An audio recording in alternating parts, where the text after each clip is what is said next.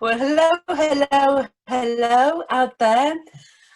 It's a bit bizarre because I can't see you or hear you, but I have faith that you are out there. I think you can contact Maudwena, who's steering us today. I think you can contact through the Facebook Messenger if you need to. I'm not quite sure how that works, but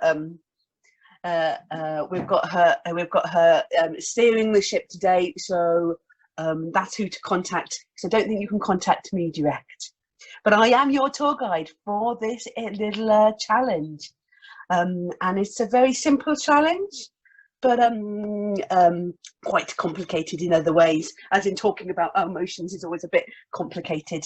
So usually I do a bit of a Fight Club thing here, you know, what happens in Fight Club stays in Fight Club. I don't think we have to worry about that because I can't hear you, no one else can hear you.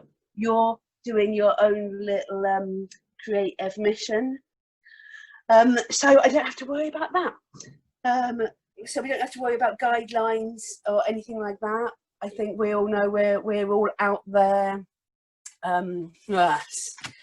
I will say a little bit about me. I think you know I'm Jo. I'm a puppeteer, performer, poet, who does a lot of workshop work, which it seems to be my more and more my driving passion to use the creativity to bring us together and solve some things maybe. Oh, I better also say I'm narcoleptic. Do you know River Phoenix, My Private Idaho, some kind of little brain disorder? So what you might hear is sometimes you might hear me slur, or you might see my face drop. I don't think I'll be asleep on the table today, but you never know. But you know, what it looks like is I'm drunk. I'm not. I can assure you of that. It's midday already. I'm not drunk. But just in case, you know, I'm slurring away and that gets in the way of things. So hopefully you have your distressed paper. Obviously it doesn't need to be distressed, but you know, there we go. And on here we're gonna draw an emotional landscape. So, you know, I go kind of treasure maps, you know, the kind of treasure maps with islands with palm trees and all things like that. But it's totally up to you what you choose. So it could be an island, or a landlocked country, or a whole continent, or a whole planet.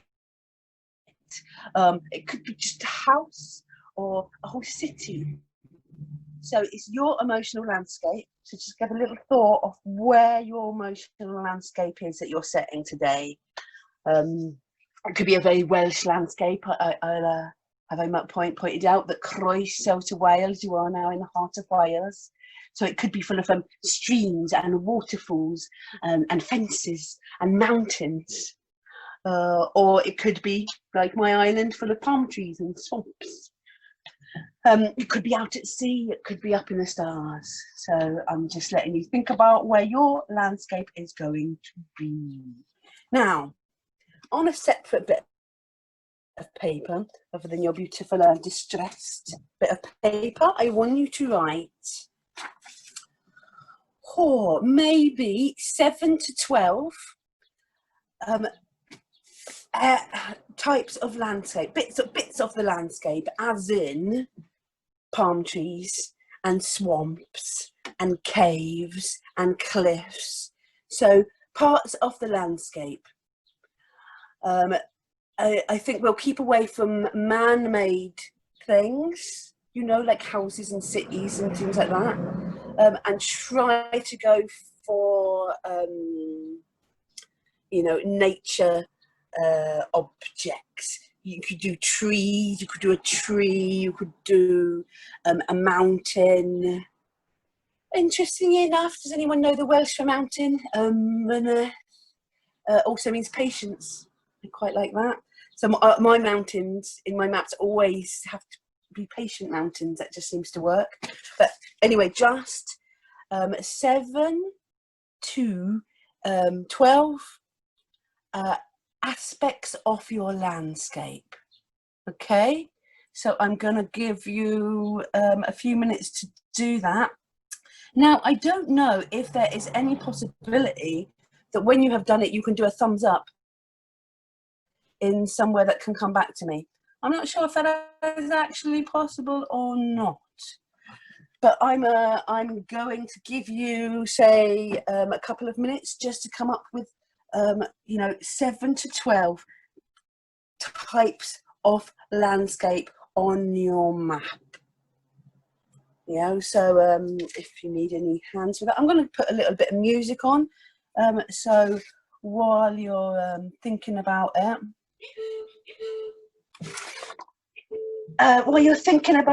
you can just drift onto a bit of music if you've really quick and you've done that already.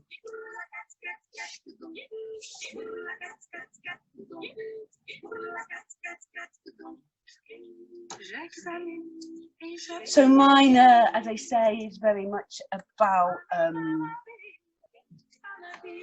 islands. So mine is very much palm trees, caves, waterfalls, streams, swamps, cliffs. Just if you're struggling with what to do out there. Beaches, obviously.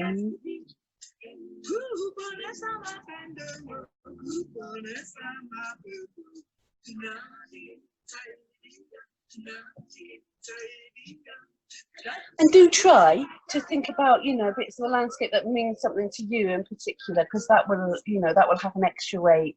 I'm particularly I like a waterfall, and I really like it's always been maybe growing up in London, but from a Welsh family, I'd come over this way. It wasn't just the green that would get me; it was the waterfalls. These massive energy. I always felt good at a waterfall. It always. So they're quite important to me. So if you have things like that, trees might have given you points of security in time. So link it to actually your own personal experience.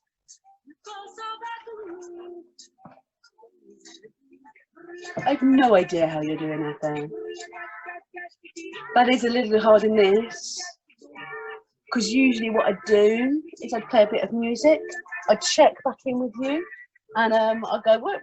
Have you all done that?" And everyone would be like, "Yeah, we've done that ages ago." Or they'd be like, "Oh, no, I'm not," and we'd be able to accommodate our own ways of doing things. I myself am dyslexic, so I often am the one who goes, "Oh, no, I've only done 3." So I'm just going to go with the idea that you've all come up with your bits of landscape, and slowly move towards the next thing. Now my song hasn't even ended. How long was that? 3 minutes? 3 minutes? Oh, I think we should have been able to do that in 3 minutes.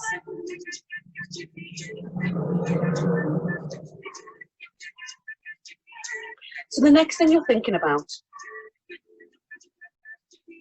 is your emotions.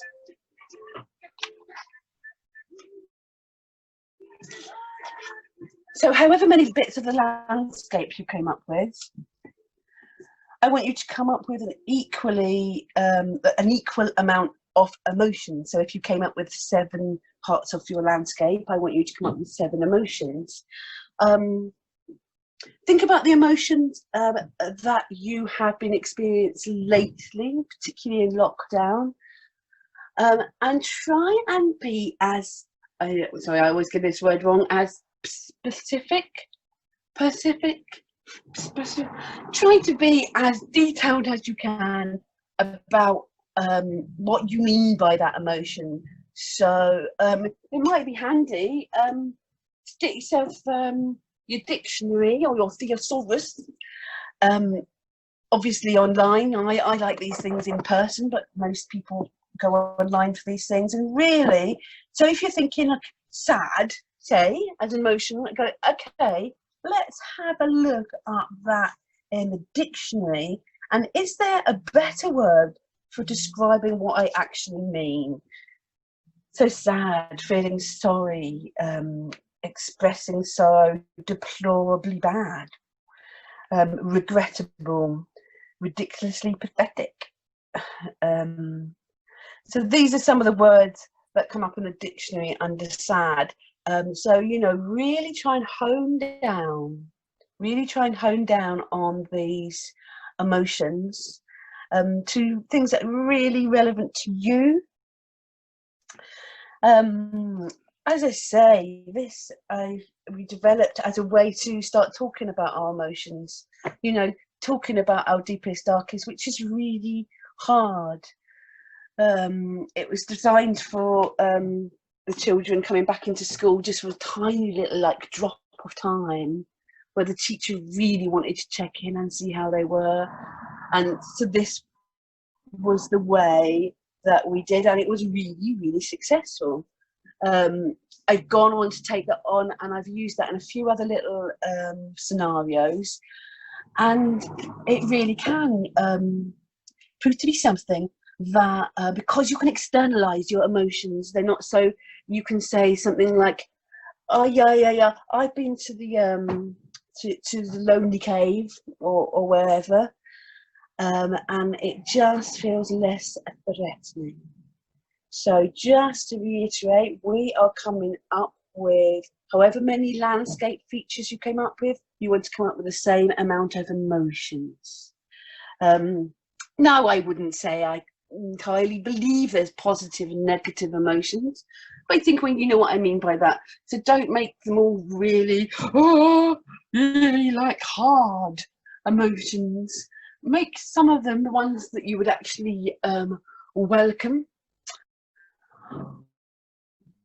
Although I would say all those hard emotions are to be welcomed too, but that's another point. So however many features of the landscape you had, I want you to make the same amount of emotions and write that down on a piece of paper as well, on a different piece of paper than your map.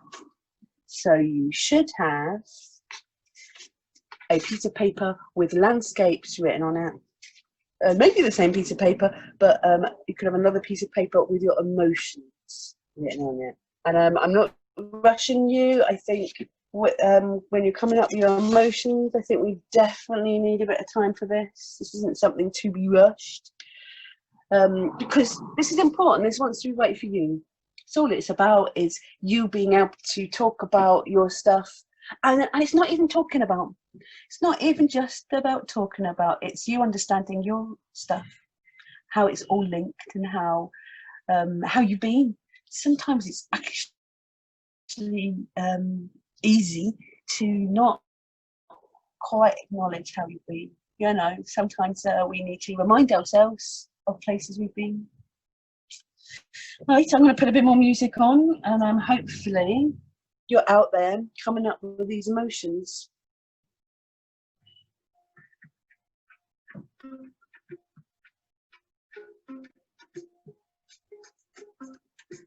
Con toda palabra, con toda sonrisa, con toda mirada, con toda caricia.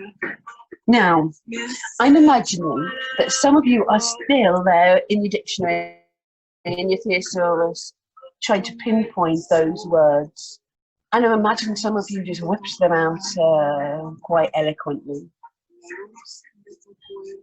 So there is no rush and there is no race. So some of you might even still be working on your pieces of landscape. That's fine. So as I say, we need a list of landscape words and a list of emotion words. And then what you need to do, you either need to tear or cut out those words.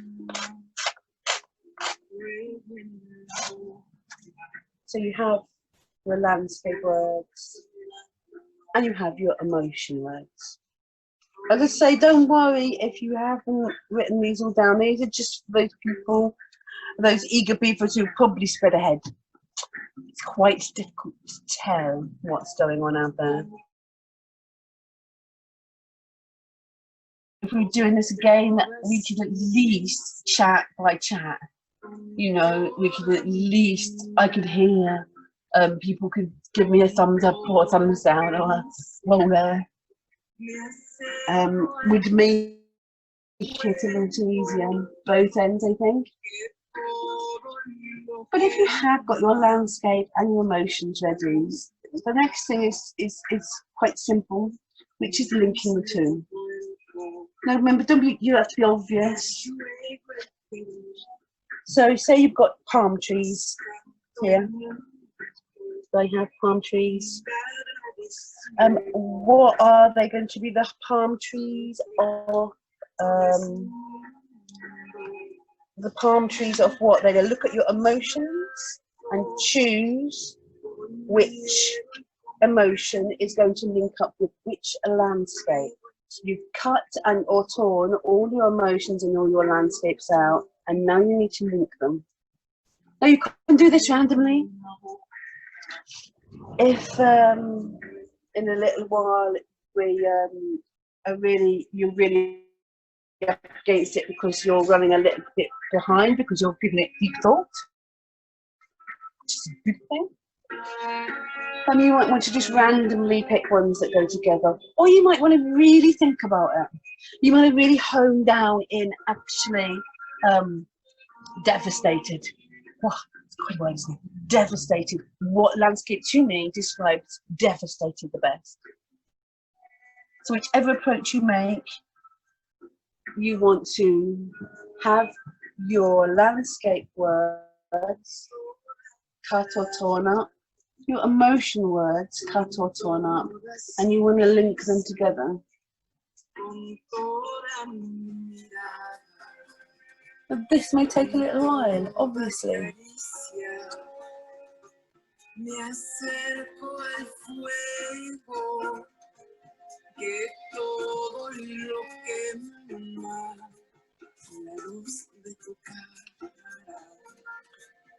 This is where I need a minute, a patience, to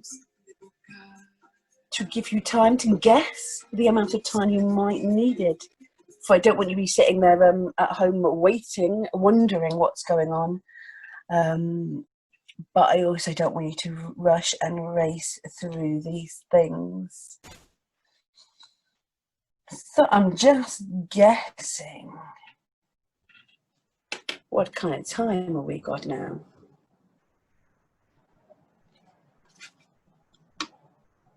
So I am purely guessing how long it might take some of you. So with that in mind,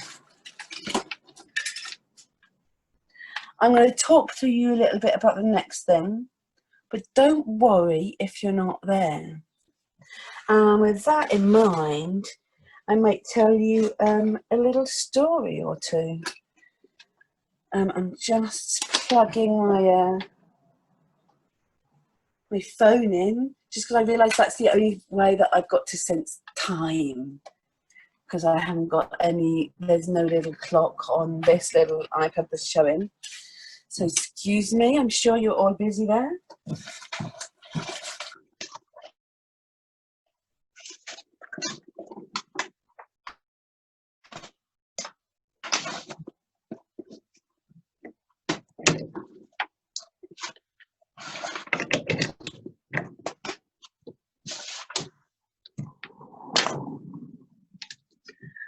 Right, now the next bit, and as I say, do not worry if you're not there, because the next bit, I think you can probably all guess, is once you've got all your words together, you want to start designing your map. Now again, you can just lay these out randomly and write them in where they fall. That might be a way to do it. Or you might actually want to really have a think about it What relates to what? What do you need to go through or over to get to something else? Like, say, do you have to cross the bridge of the hopeful to get over the anxious stream? Or do you have to go through the bog of disappointment to get to the forest of acceptance? You know, and these things are totally personal. You know, what emotional demands are made from one person for one experience is going to be completely different for another. You know, somebody might need the mountains of patience for a particular task. Some people might not. So make it very personal and start designing your map, laying, and this might take a while. This is why I thought I'll just go to this point and everyone will catch up to this point. I'm going to give a good 10 minutes for this. Yeah. Yeah, so I'm going to give a good 10 minutes for this particular activities. And meanwhile, I will tell you a story that came up when we were making our maps, and we did the whole scrunch thing, and it really reminded me of quite a resonant story, which came from my friend. I hope he doesn't mind me telling this story. He came from the Mauritius, and his grandfather took him aside one day, and he dangled in front of him the equivalent to like a tenner, you know, a shiny new note. I don't know what the currency is in Mauritius, but the equivalent of about a tenner. You know, this is like a big fry for a small little kid. And he dangled it. The granddad dangled it in front of him and was like, "Lad, do you want this? Do you want this?" And the lad knew that his granddad could be quite tricksy, but looked and saw and was like, "Yes, yeah. I mean, if it's for offer, I'll have it. Yeah, brilliant." And the granddad got that fresh, crispy tenner, and he crumpled it up like that, and then presented it to the lad again and was like, "There you go. Do you still want it? That's all crumpled up. Do you still want it?" And the lad's like, "Yeah, definitely. I still want it. Yeah." And he's like, And the granddad throws it down into the floor, into the dust and into the dirt, and treads on it and crumples it about a bit. But you know, it's still holding out. It's got a few rips and tears, but it's still holding out. And he offers it again. "Do you still want this?" And the lad's like, "Oh, yeah. If it's on offer, I'll have it. I mean, it's still crumpled, but." And the granddad crunched it up again, threw it in a puddle,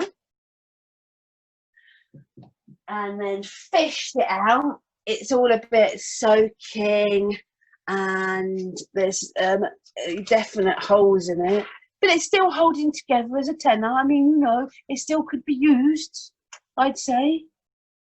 And offered it again. "Do you still want this?"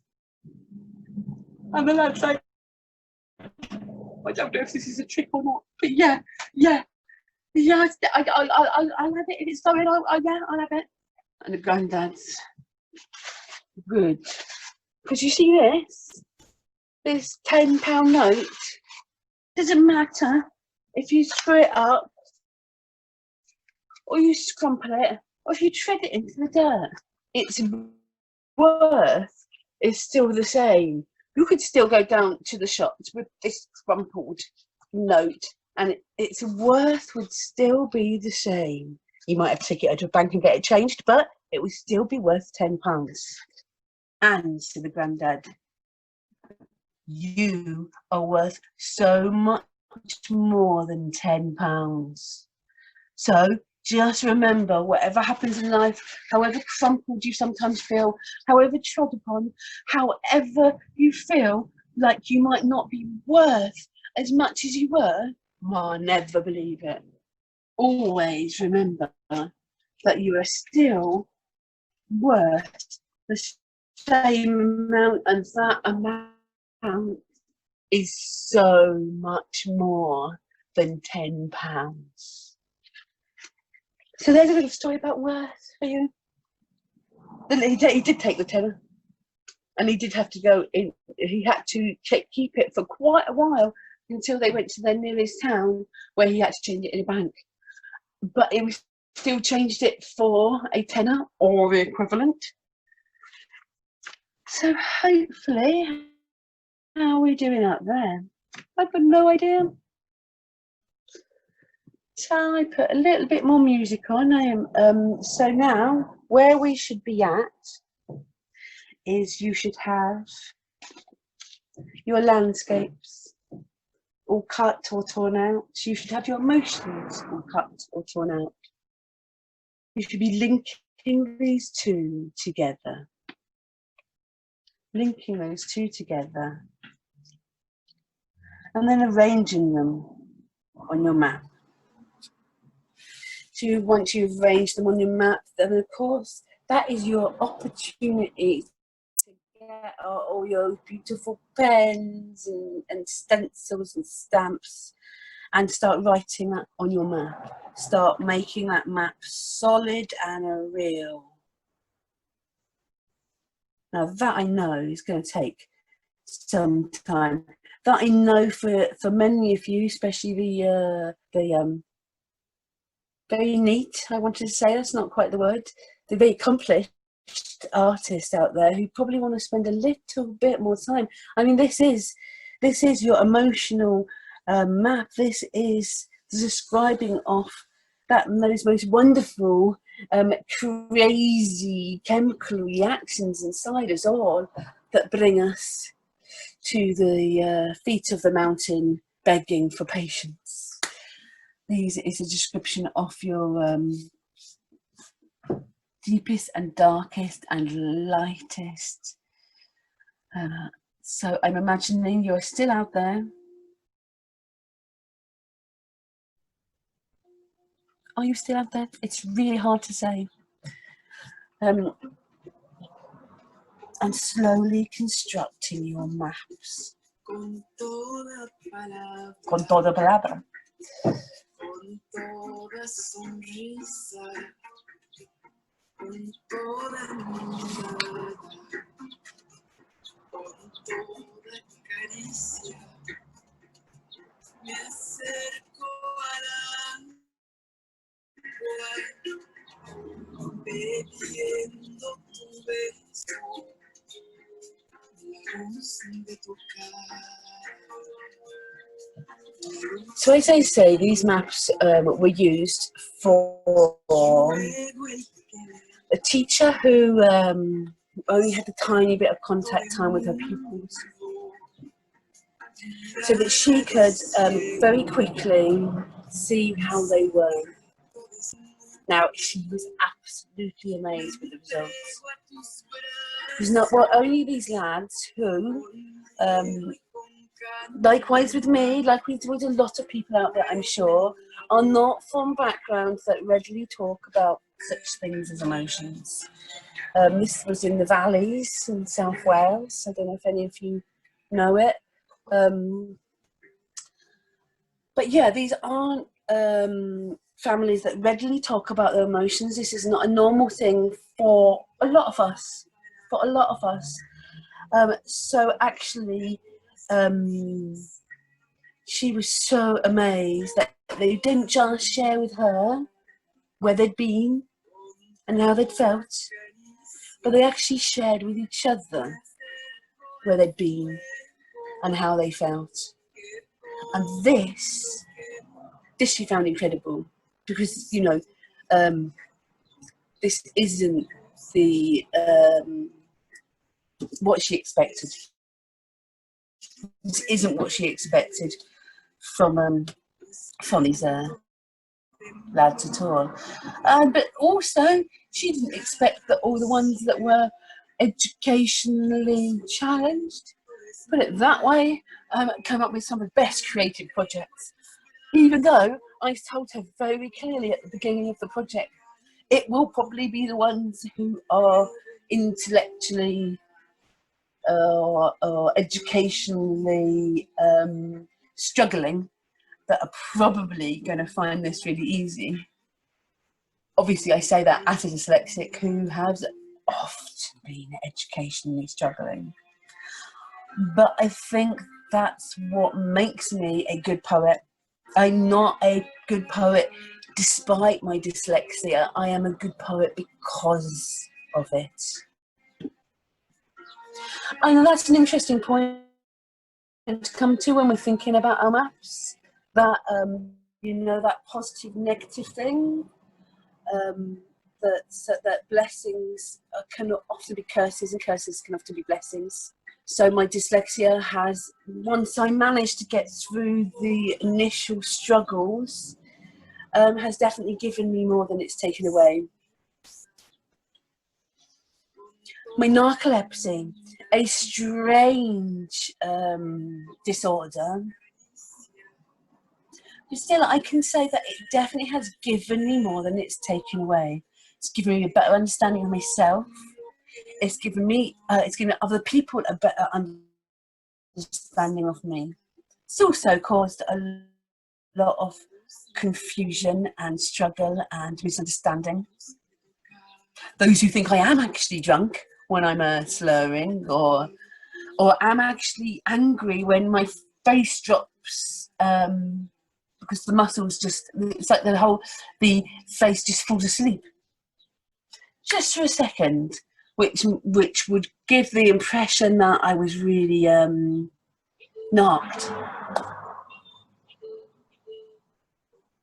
Okay, so how are we doing out there? I have no idea. I'm hoping, this is what I'm imagining now, is that you have all at least got to your map and you are arranging things just so. Brilliant.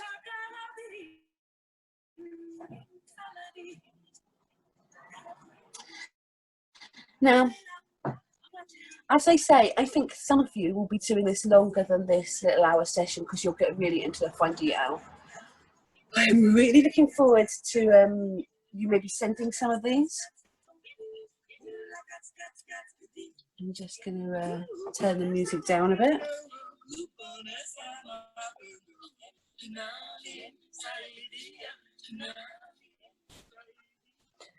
So I don't know how you guys feel about music being used. Do let me know.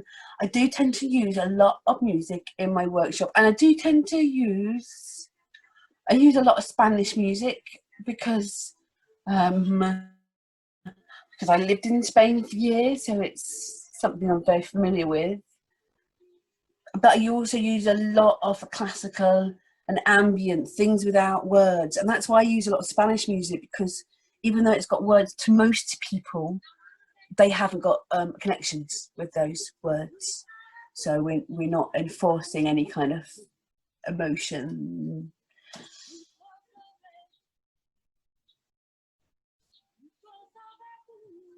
But also I understand a lot of people struggle with music, and that's a hard thing. Another hard thing about not being able to have any feedback from you, because I know I've used music before, particularly in groups where we've got quite a lot of spectrum or autistic people, and who are really deeply affected by music. I mean, the lad I'm thinking about particularly is a synesthetic. There's a word for you. Synesthetic. So when he hears a piece of music, to him, he embodies it. It becomes him. It becomes a colour. It becomes a mood. It becomes a taste in his mouth. So I had to be very conscious when I was working with him of what kind of music to play. And who knows if anyone out there has the same kind of thing going on. It is a bunch of creatives, and you know how weird they are. So I'm kind of guessing that you've started making your way with designing your map. So I just want you to think about another thing. You don't have to stop designing your map. Just hear me warbling on in the background, that's fine. Because this was the very important thing that we discovered with working with a teacher, is treasure. So I come about this whole kind of emotion map as in, not only are you looking at what your emotions, what they're doing, where you've been, but what that has given you. Because sometimes those emotional experiences, very often, they can give you a treasure that is more valuable than any kind of screwed up £10 note, for example. They can give you a treasure of experience that that sets you for life. And sometimes there's not always the positive ones that give you that. As Cachil Gerbrand says, it's our sorrow that empties out inside us a bowl for which to fill with our joy. If that makes any sense at all, it's, you know, so really finding our moments of treasure, which aren't necessarily all the positive, joyful moments, although can be. So I just want you, as you're doing your map, you have to be away from it, continue doing it. I just want you to have to little think about your moments of treasure. I'd like to think you think about where you would bury your treasure. But one of the most important things, so we started doing this, talking about our moments of treasure and things like this. And obviously you come across some beautiful, because I think everyone's moments of treasure are so special. And when we can talk about them, they are with such import. They are beautiful things we are sharing when we're talking about the moments in life we really treasure, because they're often our most pertinent moments. So I'd say one of the moments I most shared is with my mum in her last days, her getting me to do her garden, because by that point she was quite ill and couldn't do all the things she wanted to do. So those tasks fell to me, and she would sit there in her chair and she'd watch and order and give me lists of things I had to remember to do once she wasn't there anymore. And these moments spent in the garden with her ordering me about doing various tasks was one of my most treasured memories.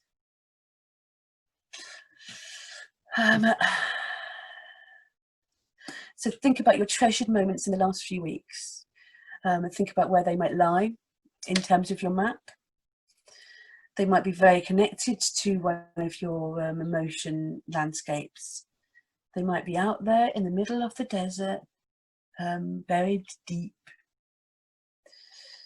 They might be under the roots of those trees. They might be at the very back, hidden parts of that waterfall. Who knows? Another most treasured memory is, in fact, someone talking about treasured memories. It was a dear friend of mine who had had childhood leukemia, and so who always knew that she might pass very young. And she did, 23 she was, but she wasn't 23, this was her point. Her point was that she was seeking in her short but very fulfilled life, she was seeking those moments of timelessness, those precious moments. And she was very keen to point out that doesn't mean there was always good. some of those most treasured, precious moments were actually not that great. They were moments of conflict, or they were moments of deep grief or deep sadness, but they were still treasured because they were timeless. And this was her thing. She was, any time that she felt out of time, like the clock could fade away, which I think is how often we feel in our creativity. No, it's our creativity that gives us those timeless moments. And she swore if she could have as many of those timeless moments as possible, then she wouldn't be 23 when she died. She would be timeless. And I'm going along with her on that. I think there is a definite truth to that. Of those moments that we can claim to ourselves, apart from the ticking clock, are timeless. And those moments are maybe more to be treasured. Maybe they're more real.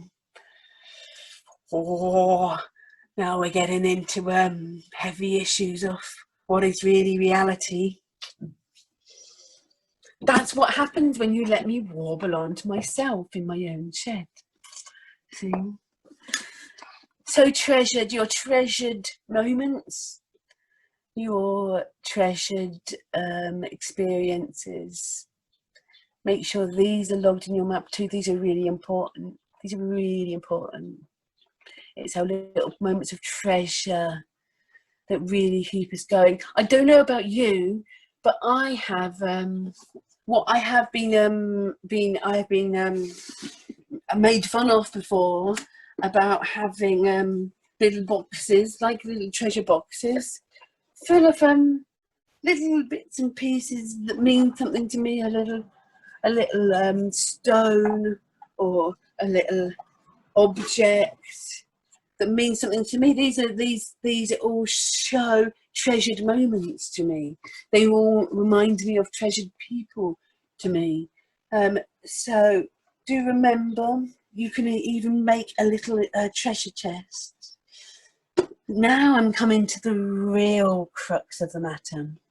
This was the bit that absolutely blew the teacher's head when she overheard a group of the lads discussing how they'd been, and one of the lads turning to the other, "Oh, yeah, the Cave of Loneliness. I know the Cave of Loneliness. I've been to the Cave of Loneliness. Do you want to know how to get out?" And there and then, that little kid described to his mate about what he did to get himself out of the Cave of Loneliness. For him, it involved music. He said, what you got to do is get some music you like and play it as loud as you can into your ears, and you'll feel better. And the teacher was amazed, just because not only were they sharing what their emotions were, they were actually sharing some of the ways out, some of the helpful little hints and tips that we all should be sharing about how to deal with our own emotions. And so we ended up calling these the pearls of wisdom. The pearls of wisdom. So let me just start putting that little seed in your head of starting thinking about your pearls of wisdom. What are the things that get you and you yourself out of feeling of any of the feelings where you could get trapped? See, that I don't think there is anything wrong with being angry. We just don't want to be stuck there. I don't think there is anything wrong with the Cave of Loneliness. I think there is a lot to be learned there, but we don't want to be stuck there. So how do we avoid getting stuck there? Well, there is many and varied ways. So I want you to think about ways that you do to not get stuck there. And these might apply to different things. It might be a very different thing. How do you not get stuck in the swamp of anger? And how do you not get sunk in... How do you not get stuck in the cave of anger, for example. There might be different approaches to different emotions. So I want you to think about what your pearls of wisdom, because I do want you to, at some point, make your own little treasure chests. Your own little treasure chests. Now you can have a few, like you could have one under your place of anger and one under your place of sadness. You can have different treasure chests in different areas that correspond to different things you need to do. You see now, have I made myself clear? Clear as mud. Okay? So what I want in your little treasure chests is things to do to get yourself out of wherever you are stuck. You see, and I know this to be totally true, you might call these mental health first aid kits. In other things that I've done, this is we made mental health first aid kits, because when you're feeling really swamped by an emotion, then it's really hard to think rationally, to think logically about what you need to do. Well, some people are good at that. Most of us, it's really hard to remember the simple things you need to do. So that's why these treasure maps, these pearls of wisdom. See on this one, and this is my treasure chest from the swamps of anger. So how to not be stuck in anger for me. I take out my pearls, and this one says, have a bath. Have a bath, because I know personally that really relaxes me down. And sing. Now, again, personally, does this have anything to do with my Welshness? I don't know. But singing has always been that place I go to, not just for anger, but for sadness, for grief, for all of those, for joy as well. To sing makes me personally feel so much better. Oh, to sing in harmony with other people. Oh, I so miss it.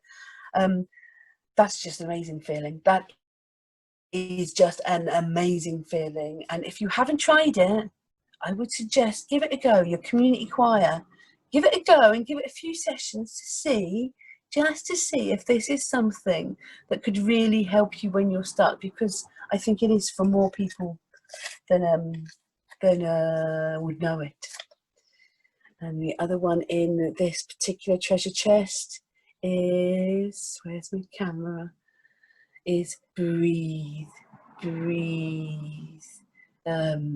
Because I definitely know when angry I can forget to breathe.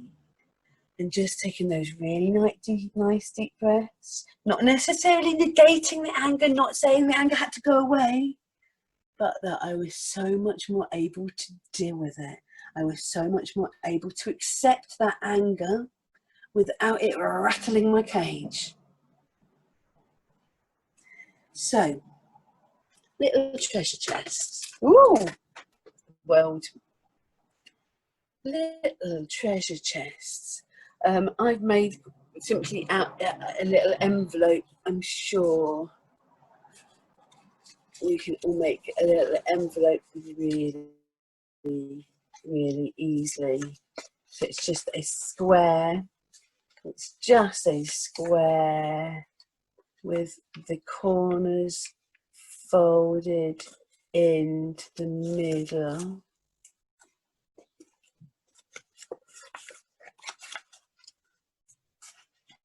And then fold it over. There's many ways of making a little treasure chest.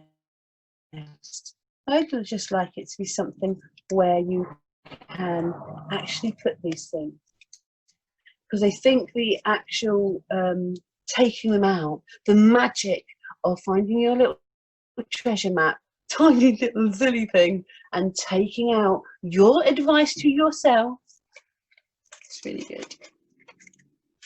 So the bit that amazed the teacher was not just that they'd figured out a couple of their own little pearls of wisdom for themselves, but that they'd shared them with each other.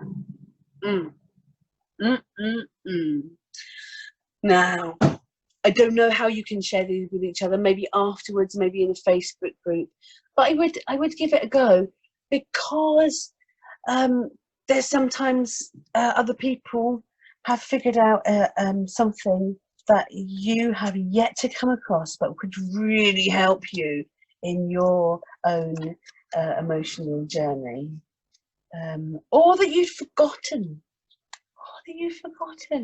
Have you forgotten that gardening is the most therapeutic work ever? Have you forgotten this? Does it need to be written down in your pearls of wisdom? So I want you to find your own pearls of wisdom. I want you to make a treasure chest somewhere, and stick that to your map somewhere.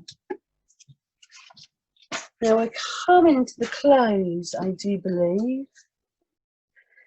So hopefully you are well on your way to making your own little map, your own little treasure chest to bury somewhere in your map. I'd be really, really delighted if any of you wanted to share any of your maps, any of your learnings from this. Did you suddenly realise that that your cliffs of fright were so near the lonely forest, or that the swamp of tiredness was right next door to the trees of worry, and you were generally more worried when you were tired? Did you have any revelations while doing your maps? I'd be really dead keen to hear. Share them with each other, but also share your pearls of wisdom, because these pearls of wisdom, you might tell somebody else a little thing that you enjoyed doing. I'll just share my mum's pearls of wisdom. So she was quite wise. She was a nurse, and she knew a lot about how people got better, and she knew that it was as much in here that it was anything to do with them physically. In fact, I think she'd argue that it was all in here. And so what she would do, in her own words, she would bully people into wellness by getting them to knit. It's really, really simple. So one of her pearls of wisdom was knitting, because it gave her an immense sense of relaxedness. There's also a rhythm to it, and also depending on what you're making, there's a real point to it. She'd often say to the people, especially in hospital, that they were knitting the little blankets for premature babies, because or the little hats for the really cunning knitters for premature babies, because of course these are really hard things to get hold of, and they have to be thrown away after every use. So that was one of the most brilliant pearls of wisdom ever. It's giving people a practical thing, especially when they have got a lot of worry and things like that. Give them something to focus on, a rhythm, and a point to it. So please do share your pearls of wisdom. You might just be somebody's saving grace down the line. And do remember about your treasure chests when you are at those moments of strife, because at those moments of strife is when you need to turn and open up your treasure chest and go, oh yeah, why do I always forget about having a bath when I'm stressed? But it's really easy to forget anything and everything that is useful when you're stressed.